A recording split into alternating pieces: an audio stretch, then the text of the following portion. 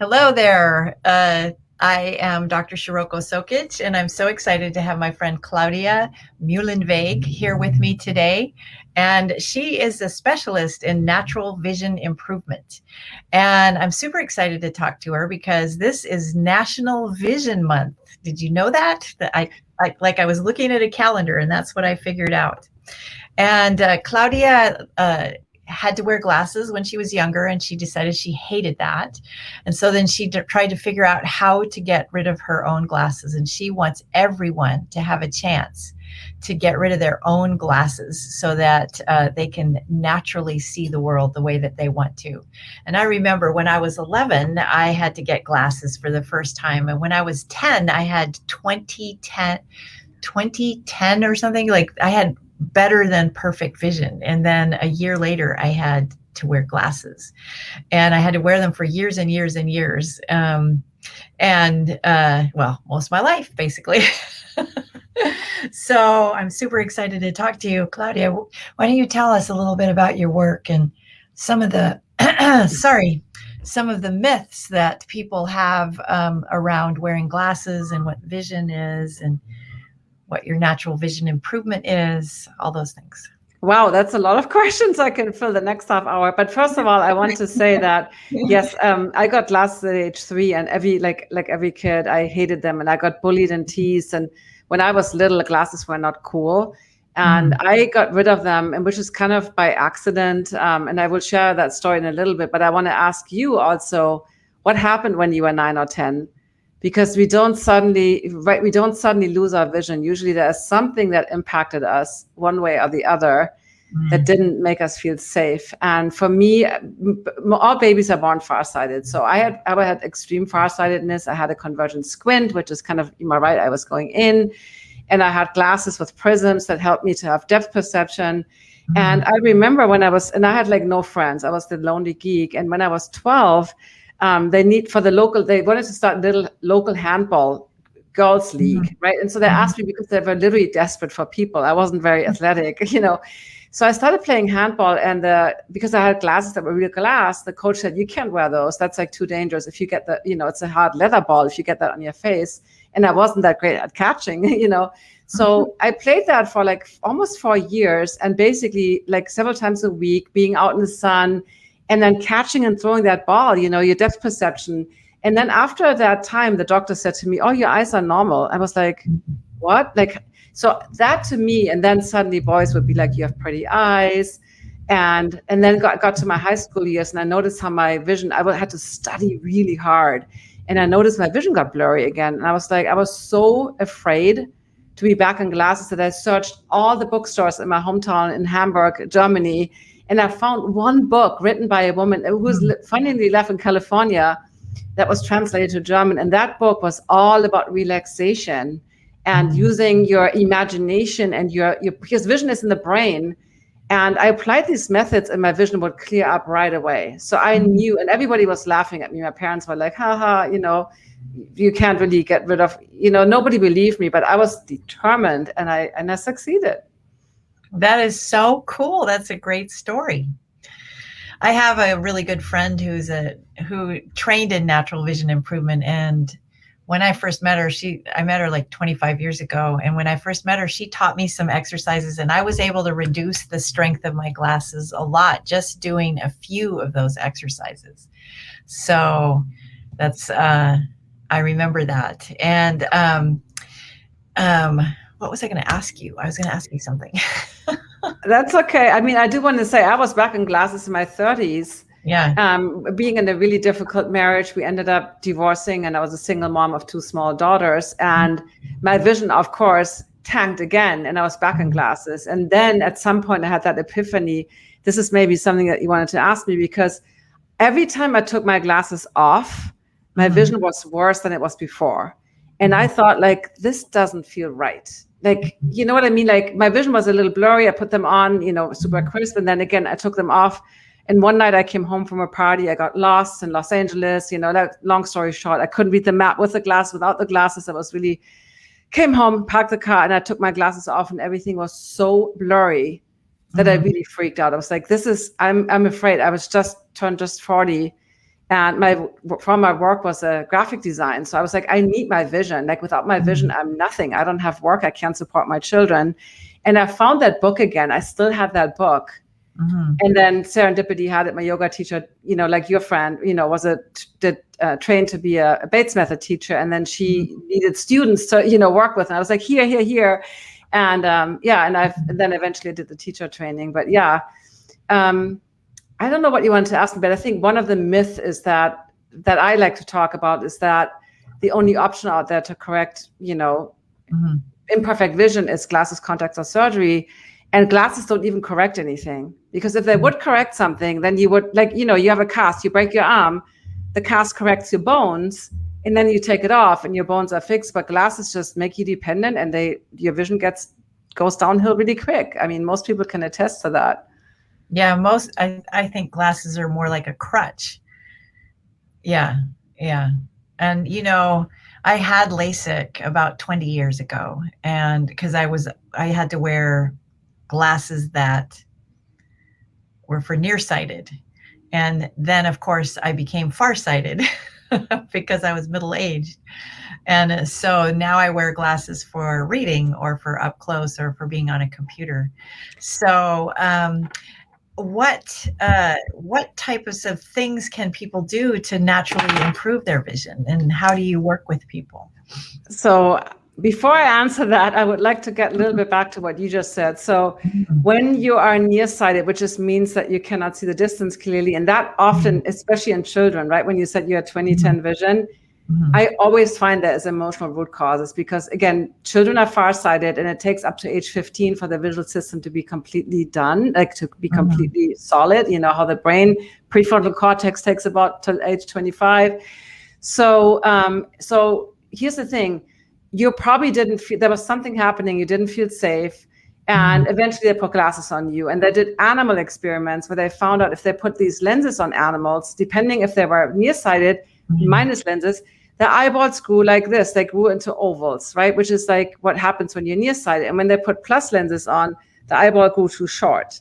So now your eyeball, so you probably didn't actually have myopia as a kid. You probably had pseudomyopia because your nervous system was thinking, this doesn't feel safe. I better blur this stuff a little bit.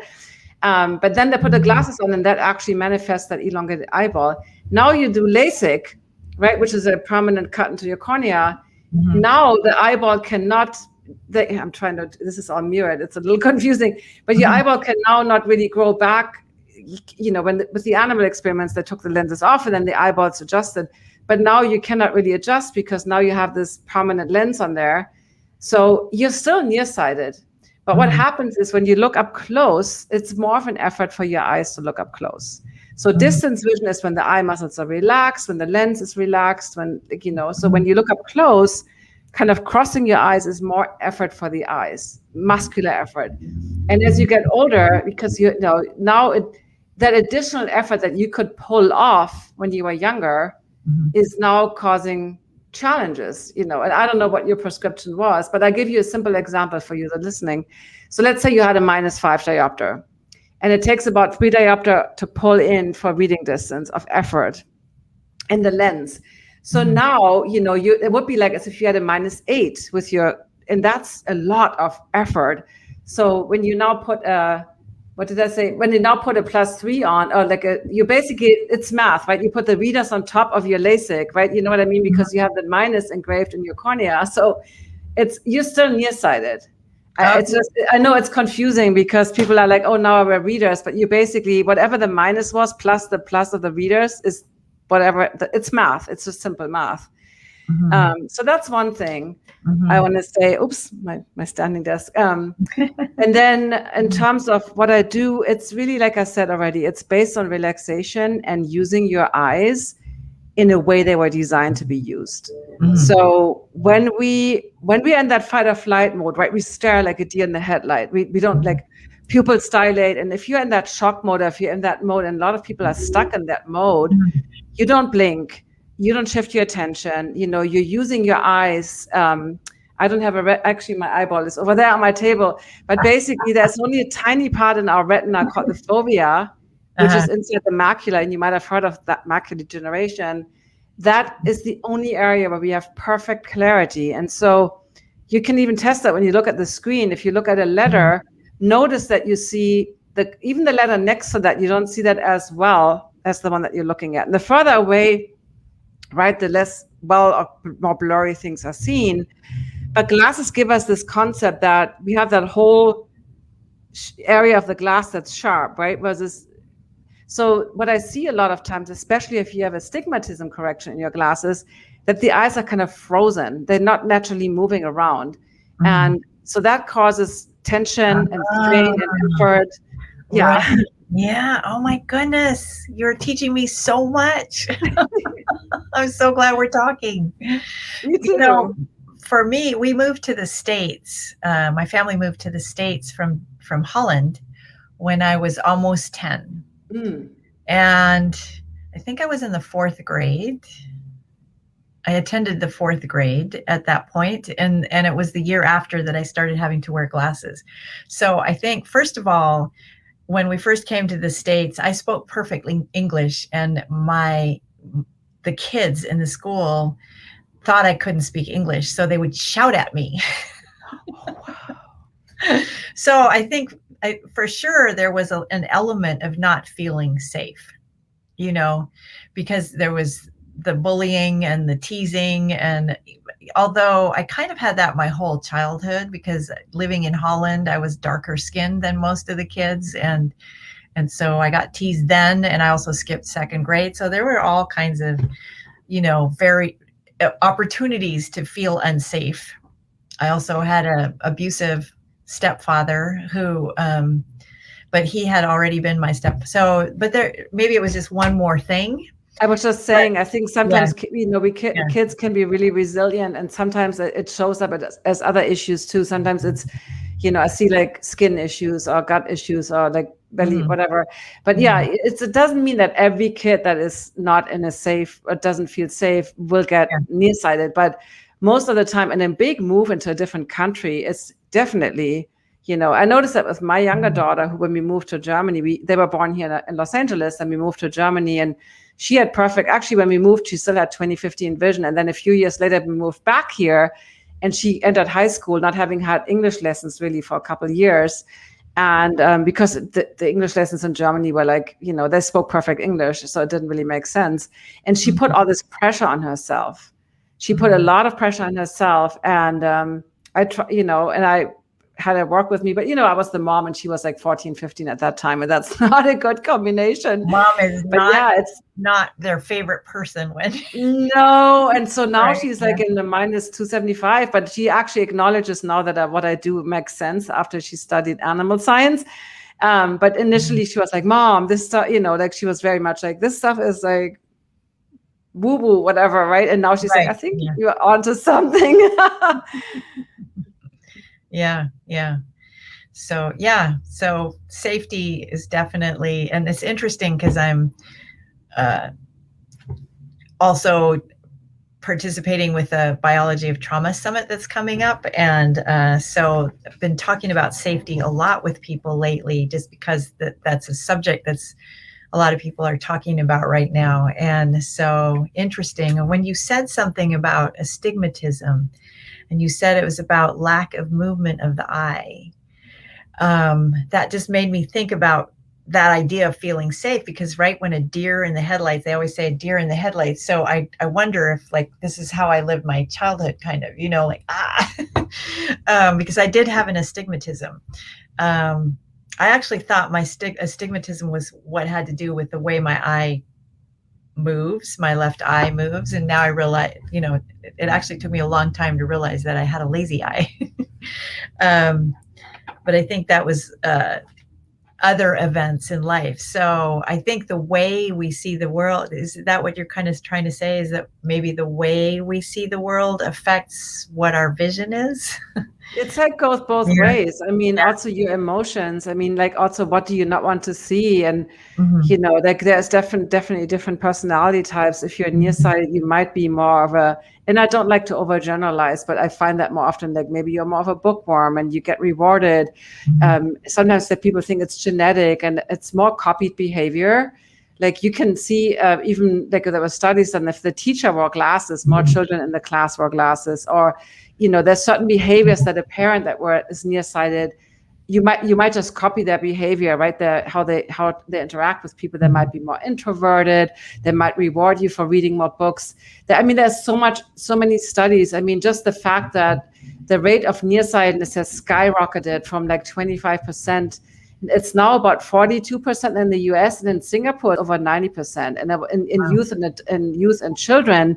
And when you think about, especially in the cities, right, in the cities, not so much in the urban areas, or Chinese young adults in Australia have way lower rates than Chinese young adults living in cities in China. So when you think about it, if the eyes never look at the horizon, if they never, all that focus on studying nowadays, right, the kids don't play outside. So studies found that children that play outside for 2 or more hours each day have way lower rates of nearsightedness than those that spend the afternoons, all the homework, studying, being on screens. So it's definitely a lot of correlation. And also with the animals, one more thing, they did some studies where they put basically black contact lenses on these on these eyes of the animals, and that eyeball also grew too long, so became nearsighted. So the sunlight theory has now been proven in many different ways. So it's, definitely important for the kids and to play outside.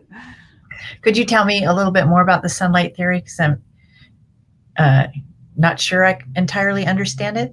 So basically, they found in several studies with that children that play 2 or more hours outside every day compared to those that don't have way lower rates of nearsightedness. Okay, so they believe it's sunlight, not because they're using their eyes to look far away. Well, here's the thing. Yes, you can technically both, but then the animal studies show where they basically had newborn animals, they occluded one eye from the light completely with a black contact lens. That eyeball grew too long and became nearsighted. Okay. So basically there's a host of studies now showing how important sunlight is for the brain, for our circadian rhythms, for the eyes. And they do believe that it's dopamine receptors in the retina that are, making our eye grow to the round shape, whether it's the elongated shape. So, now we have so much light pollution also, inside, outside, but even in our homes with all these, LED lights, it's really not good for the eyes. There's so much that we think is modern here all day, right? Yes. Yeah, that makes sense. Yeah. Is there any other tips you'd like to give people for? You sent me a little list of tips that I would love to share. Yeah. So first of all, notice how your vision varies, and if you always wear glasses or contacts, you might not be as aware of it, but vision varies, like our nervous system and our blood sugar, our blood pressure varies, so your vision is not this constant thing. And that's why I always say, if you go to the eye doctor 5 times, like different times, even the same day, you would get different results, not like several diopters, but you would get different results. So notice what I call strains and gains.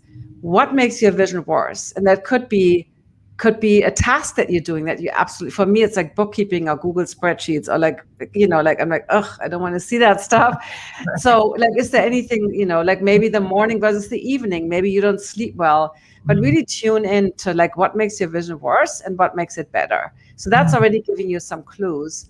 And then what else? Resting your eyes. So we rest, I'm at a standing desk. I don't stand at my desk all day long. Often I sit down, I alternate. So resting your eyes with something called palming, and maybe your friend showed that to you too. Yeah, right. And even in yoga, we do that where you can rub your hands, you don't have to. And then you just cup your hands and you close your eyes, and you basically cover your closed eyes with your cupped hands. And ideally you want to have an elbow rest, right? You want to rest your elbows somewhere. And just take a few deep breaths. Think of something that really makes you happy, that relaxes you. And I recommend, doing this anywhere from, 10 deep breaths to several minutes, to even 10 minutes or longer, depending on your needs. And when you want to come out, you take your hands away, you keep your eyes closed. So, especially if you do it for a little bit longer, there's a lot of light coming through your eyelids. And then you blink your eyes open when you're ready. And I do like 5 gentle squeezes, just kind of gently squeezing. And maybe you feel your eyes already more lubricated. Oh yeah, that felt really good. Right. So this is like a remedy for dry eye that I hear so much. Oh, dry eye, dry eye. You know, blinking more is really important, and palming or resting your eyes or just closing your eyes, right? Just giving them a little break. Then I do recommend sunning, which is something you go outside and you can, do this. I love it in the morning sun. I do it with open eyes in the morning when when it comes over the horizon. You can do it in the middle of the day. You can close your eyes and just turn your head side to side. That feels really relaxing. It also you practice your pupillary reaction, because when your eye is in the shade, it opens up a little bit. And when you come to center, and assuming the sun is here in the center, it closes a little bit. So I also don't wear sunglasses anymore. I stopped, but I also give a big disclaimer with this. So if you have macular degeneration, cataracts, or any, if your pupils don't constrict, or you take any drugs that prevent your pupils from constriction, or if you're in extreme conditions like skiing or the beach or the ocean, right? But in our normal lives, like we have the eyes are the organs of light perception or receiving light. So, sunglasses that are tinted, especially, I used to wear them even on overcast days. And night driving was a nightmare for me. Like the oncoming traffic and the headlights were blinding me. And now it doesn't bother me at all. So I just wear a cap or a hat. If the angle is weird, just usually a hat or a cap is all you need. So yeah. I don't know if you can have a special kind of claustrophobia, but I have a hat claustrophobia because it reduces my peripheral vision. Right. It's not claustrophobia and I love hats for how they look, but when I wear them and they block my vision, I feel like I can't see. Well, you don't need to. Yeah. I barely ever wear them. I'm just saying, initially when people reduce the dependency on sunglasses, I get miraculous results just by just understanding that the sunlight, and again, there's always exceptions, but even with cataracts or something, like we still need light. Like the cone cells in our eyes that produce color vision and clarity, they don't work without light. At night, that's why we have no color perception. We have pretty grainy, we have pretty crappy, night vision as humans, assuming there's no artificial lighting, right? If you've ever been in a dark cave, we can't see anything. So, our rod cells are doing a good job if there is a little bit of ambient light or whatever at night, but they don't see color. They don't see any details. So, the cone cells do need light, and we need it for so many processes in our body. We need light. And so sunglasses is something I don't recommend. And I've weaned myself off like 20 years ago. So it was the best decision. Yeah, I hardly ever wear sunglasses, except when I'm outside in the sun for a very long time. Like you said, like a whole day at the beach or on a boat. Right. Yeah, that's definitely extreme conditions where you want to be careful. Yeah. Well, are there any final things that you would like to say to my friends out here in Facebook? Oh my God, there's so much I could say. Let me think. I just think that my biggest goal is to educate my students, because I feel like you can ask your doctor real questions and understand that diopters, here's one more thing. Diopters can only correct you for one distance. And when you had your LASIK, they corrected you for 20 feet distance. But now you have that on your cornea, right? So that's why then you get the bifocal glasses or the progressive glasses, but there's actually a correlation to astigmatism that I didn't get into. So the posture, your head posture and your eye movements, this was actually all done research by an optometrist in the 80s. He figured out an 85% correlation. So oftentimes I look at the axis of astigmatism or the cylinder, like the difference, and I can tell what people are habitually doing with their posture. Oh, wow. So, but then progressives do this. You do this on the computer. You look through the lower part, because they assume when you look down, you're reading, right? And you look straight ahead, you look in the distance, but now you look at your computer, or maybe you hike and you walk down a flight of stairs, which is the wrong diopters, because the down part is for the reading. So they are the worst. I get all of my students out of these $900 progressive glasses, and we take astigmatism out and we take prisms out and we get miraculous results. you just like, I educate them, I teach them what all this means so that they can actually measure their own vision and get glasses online without a prescription. Because you don't need an eye doctor, but you need to know what you're doing. You don't want to just doing this blindly, like literally blindly. You don't want to just randomly order some glasses. That's not going to be helpful. That can be dangerous, especially when it comes to driving. You need to know exactly what to get. Yeah. Wow. What great information. Yeah. Well, I don't have, I think they corrected my astigmatism, but when I had a recent, I don't use, I use progressives during the day when I'm working, but when I use my computer glasses, they're not progressive or anything. And I wear my glasses as little as possible. So, but I do have to use them usually in front of my computer. Well, that's also a thing you can shift in your mindset. Mindset is another thing I work with, right? When people say, I'm blind without my glasses, I'm like, oh, really? You can't see me? Oh, no, I can see you. And I can see like, okay, so you're not really blind. Like we have this language around our vision, which is very disempowering and kind of, so that's also one thing I work with in the beginning, like, changing how you talk about your eyes and your vision. I don't even like lazy eye. I think that's just a horrible term that we, it is a terrible term. I agree with you. Tell me what your website is, and I'll type it in here for everybody to find you. So yeah, I have a free gift. First of all, I have a free gift, and that you have to put the www. I know it's a little annoying. I don't know if I can put a link in, but it's www and then naturallyclearvision.com and then /10, like the number 10 habits, all in 10 habits. And that's my free gift. It gives you 10 habits. I explain the sunning, the palming, lots of other things. I talk about astigmatism in there and explain all that. So it gives you 10 really good resources that you can get. And then my website itself is that correct right there? Yes. Perfect. Okay. And then my website itself is myholisticvision.com. I have to be honest, I kind of haven't written a blog article in a while. I definitely, that website is a little bit of an abandoned baby at this point. Now, that sounds horrible. I don't mean an abandoned, but it's like one of those things where I just haven't been focusing on a lot recently. My YouTube channel is a good resource too. With an H, the Holistic Vision with a W? Yes, Holistic Vision, just HOL, yes. Okay. Yeah. Hey, I'm typing without glasses. Wow. Hey, look at you. See, you don't really need glasses. It's the first thing that you found out. And when you're tired, here's the thing, when you're tired, it's better to do palming than just wear stronger glasses. So that's, what I recommend. Yeah. Like I call it befriend the blur. The blur is an actual friend that's like, knock, knock, are you tired? Do you need to take a break? Versus glasses allow us to have all these bad habits, like staring, not blinking, like using abusing our eyes, but we get rewarded with clarity because but when you don't wear glasses or you wear reduced glasses that just give you enough clarity, then you start out fresh and relaxed, everything is clear, and then things get blurry. You're like, okay, now I'm getting, like how you get, when you eat too much food, you get a stomach ache, like you get some feedback, this is not good behavior, or you need a break. And that's why I really think the problem with glasses is they make your vision worse in the long term. And we spend a lot of money on glasses and contacts. And I think our eye care industry is not doing its job to actually help people with their eyesight. I can just get really frustrated with this, but we spend a lot of money. There's almost zero education. Most eye doctors don't even believe in this. And now we have neuroscience. Vision, we see in the brain, we don't see in the eyes, right? The retina is part of the brain.